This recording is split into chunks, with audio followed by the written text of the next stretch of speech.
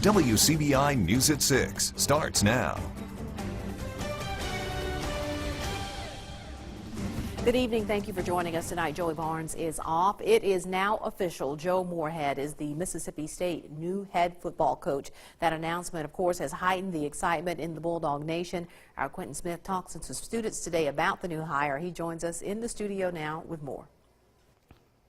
Andrea, it didn't take long for the word to spread that Moorhead will now be taking over the reins as the football coach. Now, some students tell me they're still upset about the way Coach Dan Mullen left the school, but with Moorhead now at the helm, they're excited about what the future has in store.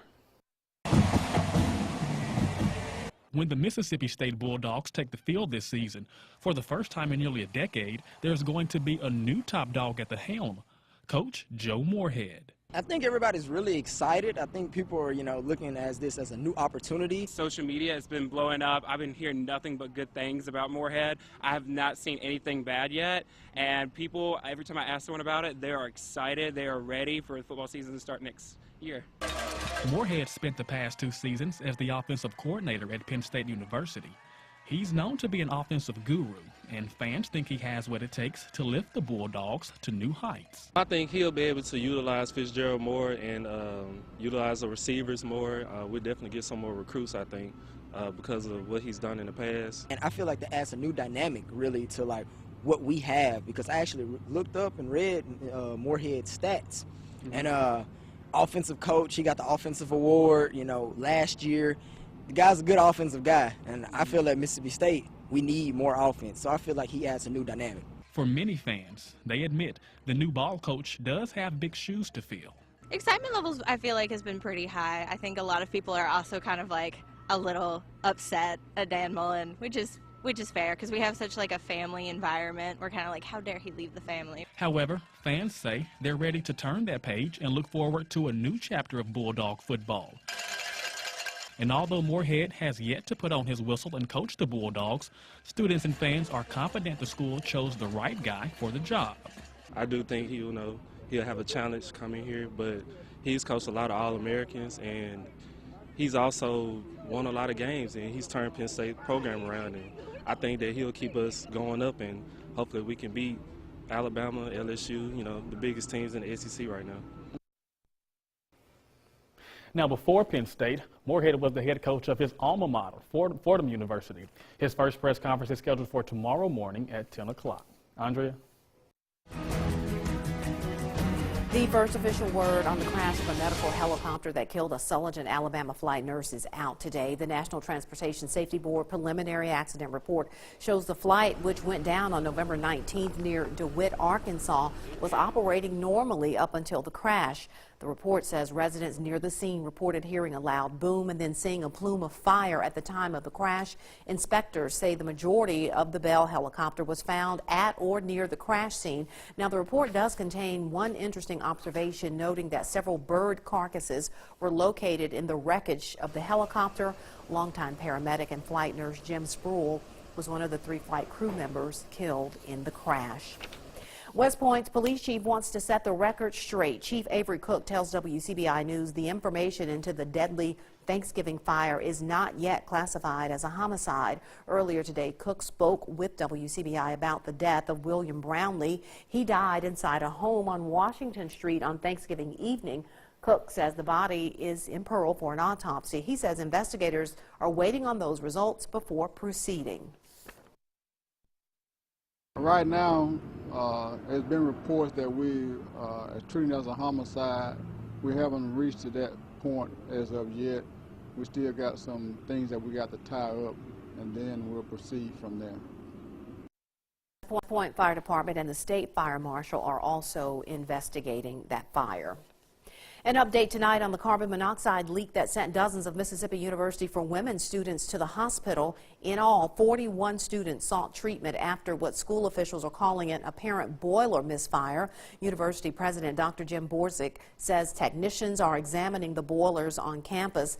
This afternoon, Columbus firefighters and MUW staff say the building is clear of carbon monoxide. More than 100 students are currently being housed off campus. The 3 boilers that I described have open flames, and so that's a more likely source of carbon monoxide release. We're in the process of installing carbon monoxide detectors on those three as we speak. I'm not sure where we are. We've issued the order to get that done. We will have carbon monoxide detectors in place before bedtime today. Kincannon Hall is scheduled to reopen tomorrow. Time now to get a first look at our forecast on this Wednesday. We'll turn it over to Chief Meteorologist Keith Gibson. Keith? Andrea, right now in Columbus, 58 degrees, much warmer out there right now across our region compared to some 24 hours ago. 60 in Tupelo, 64 still being reported in Starkville at this time, so much different. About 5 to 15 degrees warmer right now than 24 hours ago. There are a few showers down to our southwest. We could still see an isolated shower or two later on tonight. Lows primarily in the low 50s here, so not quite as cold, no frost threat. And there you have it, a mild night tonight. Your full forecast in just a few minutes. All right, Keith, thanks a lot. A North Mississippi lawmaker says although budget projections have fallen short, the outlook is not gloomy. State revenues are expected to be down $1.5 million for this next budget year. Earlier this week, legislative leaders proposed another round of budget cuts ahead of the 2018 session. District 6 State Senator Chad McMahon says lawmakers have already started preparing for the upcoming budget negotiations. We're working through the budget. You know, I want to remind folks that the budget may be slightly under where the projections were. However, we are operating on a balanced budget, and we actually have money in savings, so a rainy day fund. So, you know, we're in a pretty good shape financially. The 2018 legislative session begins in January. Economists blame the revenue shortfall on sluggish economic growth statewide. A disease affecting deer populations in several states is getting the attention of wildlife specialists here in Mississippi. Our Parker King talks to a biologist to find out what chronic wasting disease can mean to deer herds and hunters. Chronic wasting disease, or CWD, is a degenerative brain disorder. The cause of it is already in the animal's body. They're called prions. All vertebrate animals produce prions as part of healthy brain function. The disease is caused by a bad prion, a misfolded prion that gets into an organism, causes it to start making misfolded prions instead of regular prions. Dr. Steve Damaris is with the College of Forest Resources at Mississippi State. He uses human diseases as examples to give a better understanding of CWD. Very roughly consider it similar to like dementia or Alzheimer's, or some of the brain damage associated with impacts from football players. Those things take a long time to occur. Some of the symptoms include the inability to move, process information, or feed properly. CWD can be transmitted deer to deer through bodily fluids. And unlike a bacteria or a virus, prions are not living organisms, making the disease untreatable. It's kind of like rabies. You know, if a person gets rabies, they're dead. Biologists suggest the meat can still be used for venison, but Damaris says we've made that mistake before with mad cow disease, which also develops from prions. It was thought that it was no problem for humans to eat beef. Well, it turns out that the beef prion is transferable to humans, and people have died from mad cow disease. 20 states are currently dealing with the disease. So far, Mississippi is not one of them. Damaris says one wrong move could potentially jeopardize the southern tradition of recreational hunting. It goes to our culture in Mississippi. People love to hunt white-tailed deer. I fear the day that we get chronic wasting disease in our deer, and then beyond that, if humans can someday catch the disease from eating venison. Again, that was our Parker King reporting. Now, Damaris says there have been no cases so far reported of humans catching the disease from contaminated meat. When we come back, find out how one group is thinking small for a big fundraiser. Welcome back, everyone. Well, this makes shopping local very easy. Artisans and local craft vendors shared their holiday wares today at the Mill in Starkville. This is the 45th annual Holiday Bazaar. The shift in location has organizers expecting even more visitors and vendors. It's a great time to prepare your Christmas list, to get everybody checked off. We've got something for everybody. We've got gifts for children and for moms and dads and men and women. We've got some food items and some jewelry and handmade crafts. There's just such a great assortment. Now, there is still time to shop. The Holiday Bazaar opens tomorrow morning at 10 a.m. and runs until 7 p.m. Meanwhile, a unique fundraiser is allowing people to support Sanctuary Hospice House and maybe pick up a portable home. A 350-square-foot tiny house is up for grabs as part of the fundraiser. 5,000 tickets will be sold at $50 each. The house, which was built with donated materials and labor, you can see the prize at the Renaissance Bank near Tupelo's Mall at Barnes Crossing. It will be given away at the end of December. You can get more information on our website, WCBI.com. The lower 48 pretty mild relative to the time of year. We are now in late November. Just 8.3% of the United States right now covered with snow, but we do have some colder weather coming our way next week. Full forecast is next.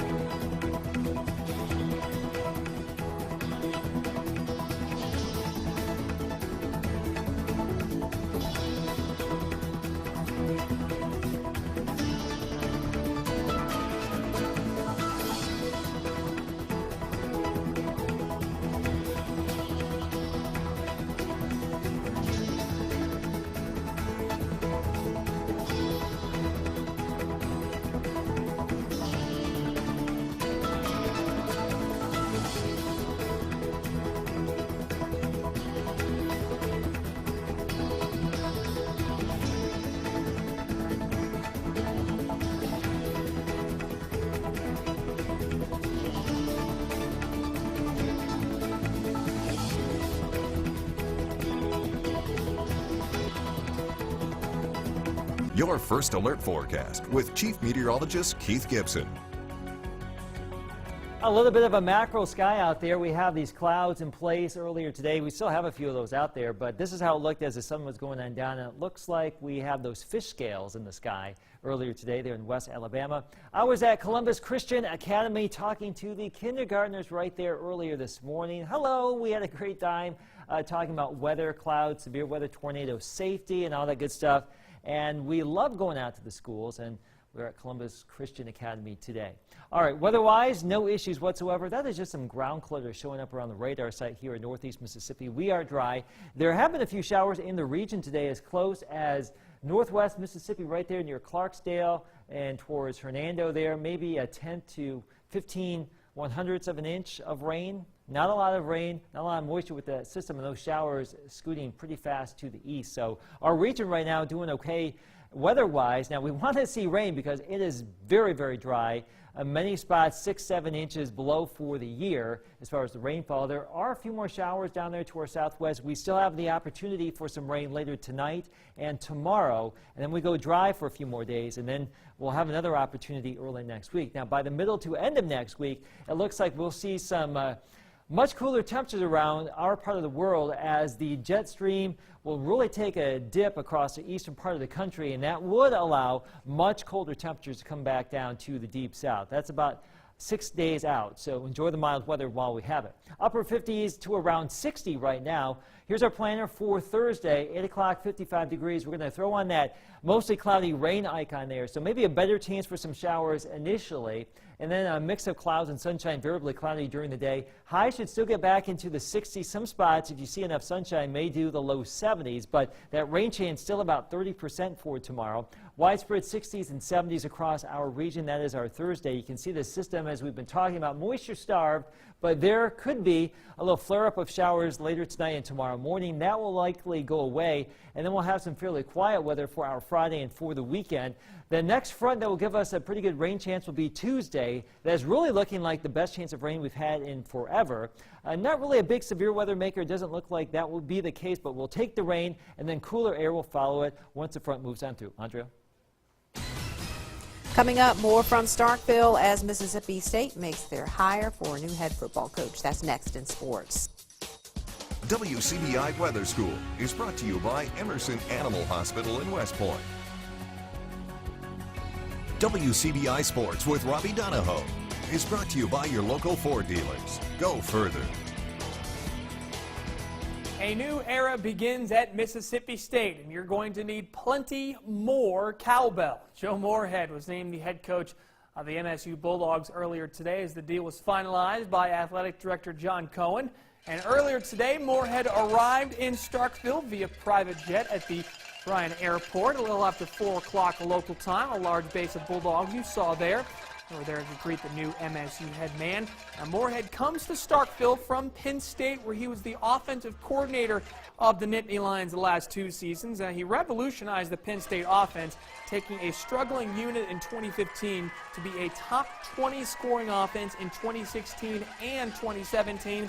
And he is expected to do the same when he takes over as head coach at Mississippi State. As you see, really good crowd of Bulldog fans that made it out to the George Bryan Airport in Starkville. So, a couple other details on Joe Moorhead going to Mississippi State. He'll be introduced at a press conference coming up Thursday at 10 a.m. That'll be at the Leo Seal Junior Football Complex, and it is open to the public, so all Bulldog fans encouraged to attend. Now, Moorhead will not be the head coach in the bowl game wherever MSU is playing, but he is expected to be on the sidelines and be at the game. Greg Knox, the running backs coach and special teams coordinator, will be the interim head coach for that game. Another important detail, I've had plenty of questions about the defensive coordinator spot. Todd Grantham is not expected to return as defensive coordinator on Joe Moorhead's staff at Mississippi State. He is expected to join Dan Mullen at the University of Florida and be the defensive coordinator in Gainesville. Moorhead already, according to reports, has a list of candidates that he wants to vet for defensive coordinator, and John Cohen has already mentioned that they will spare no expense to have a strong coaching staff alongside Joe Moorhead. Let's switch gears now to high school football. Our state championship previews continue as we work our way up to the largest classification. And tonight we are with the undefeated and defending 5A state champs from West Point. They've been dominant all season long, and the Greenies are 1 win away from completing the back-to-back title run. But that hasn't really been talked about much going into Saturday's encounter with Hattiesburg, at least not yet. With this year's senior class, you know, they've had a great career and they want to end on a good note. So I think that's more important to them. And, you know, I'm sure when it's over with, if we're fortunate enough to win, you know, they'll be hollering back to back and everything. But I think they want to get this last game to go out on a high note. Every year there's pressure. You know, it's community pressure. You know, pressure to perform, pressure to get the kids ready, and you know, I think there's no place I'd rather be. I'd rather have pressure than not have it. The Greenway will play on Saturday. Once again, here's your Friday lineup of games. Nainawaya, Winona, and Starkville will play on Friday at 11, 3, and 7 p.m. respectively. We'll hear from Chris Jones and the Starkville Yellow Jackets coming up tomorrow with our state championship previews. For those of you who can't get My Mississippi or CW, My Mississippi is an antenna cable-only channel, so check your local listings for that. CW is on DirecTV, but not on Dish Network, and you can get CW on cable or antenna. Your Saturday games, West Point will be on the CW. That'll be a 7 p.m. kickoff time against Hattiesburg. Knoxville will be the 3 p.m. game against East Central. That game will be on My Mississippi. The West Point will be on the CW. So again, check your local listings. Go to TitanTV.com. That's the best place where you can find if you do get CW or My Mississippi, wherever that may be, through your cable, satellite, antenna provider. So hopefully that gets you all straightened away. By the way, hoops tonight, MSU women are down in Jackson playing Louisiana Lafayette. Right. We'll have highlights of that. And Ole Miss women in action as well, taking on Middle Tennessee. All right, we'll look forward to all that. We'll be back with the last look after the break. You know, it almost feels like spring out there with these balmy temperatures. Still a chance for a few showers tonight and tomorrow. Our better rain chance is actually going to be next Tuesday with that front, and behind that much colder air. So this weekend, if you haven't put out your holiday decorations, you may want to get out there because it will still be mild, colder stuff by the middle of next week. Winter is a-coming, isn't it? It is. December is a winter month. That's right. That is the news at 6 o'clock. Enjoy the rest of your Wednesday.